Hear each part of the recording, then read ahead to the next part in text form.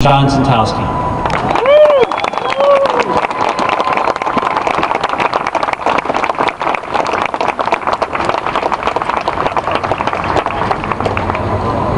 Good afternoon. I'm a Vietnam veteran who served as a combat medic with the 1st and 25th Infantry Divisions. General Eisenhower said, "I hate war as only a soldier who has lived it can. Only as one who has seen its brutality, its futility, its stupidity. War settles nothing." From my personal experiences, I can assure you that those words ring true. Mike Manning, the documentary filmmaker, captured the horrors and atrocities of war during the siege of Fallujah. He writes, "All the people I talked to had messages to the American people. They said, 'We did not attack you. We have done nothing to the Americans. Why have you done this to us?'" He goes on to say, "They see absolutely no justification for this war and were constantly asking me to explain how the American people can support these acts against the civilian population."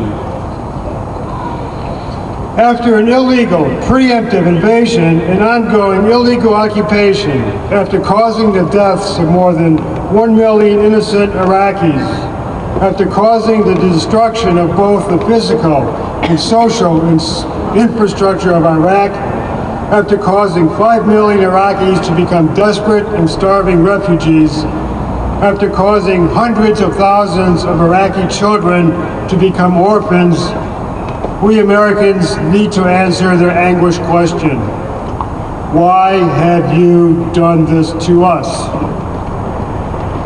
The shameful one-word answer is oil. The illegal, preemptive war of aggression against a sovereign state and an innocent people was initiated by 77 senators and 296 representatives who on October 11th, 2002, on the basis of party loyalty and potential political gain, callously disregarded the Constitution and the rule of law and voted yes for the Iraqi war resolution,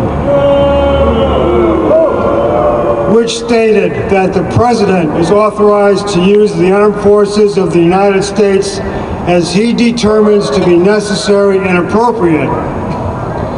This is completely contrary to Article 1, Section 8 of the Constitution, which states that only Congress has the power to declare war.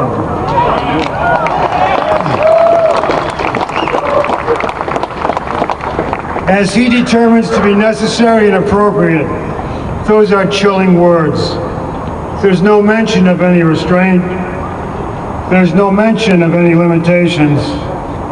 Our Congress gave this diabolical, lethal, and unconstitutional power to one man, George Bush, who then rushed ahead to use it against the innocent people of Iraq in order to steal their oil.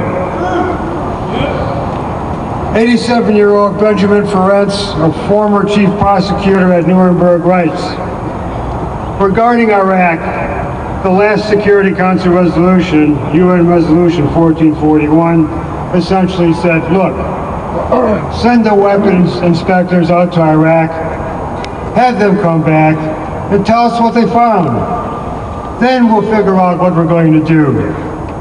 The U.S. was impatient and decided to invade Iraq, which was all prearranged, of course. So the United States went to war in violation of the United Nations Charter. He later said, "There's no such thing as a war without atrocities, but war making is the biggest atrocity of all." The Nuremberg Tribunal states that to initiate a war of aggression is not only an international crime, it is the supreme international crime. The Bush administration, its neocon supporters, and the 373 members of Congress who voted for the Iraqi war resolution are all guilty of committing this heinous crime. When you kill and it is not in self-defense, it's called murder. It's just that straightforward. And they have committed this vile crime in our name and for the purpose of stealing oil.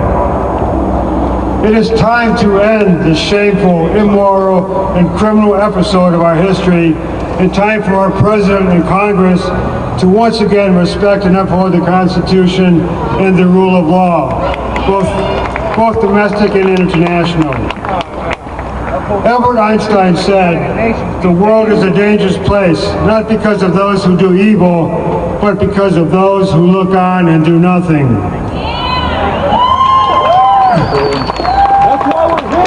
Ron Paul is looking on, but he is doing something.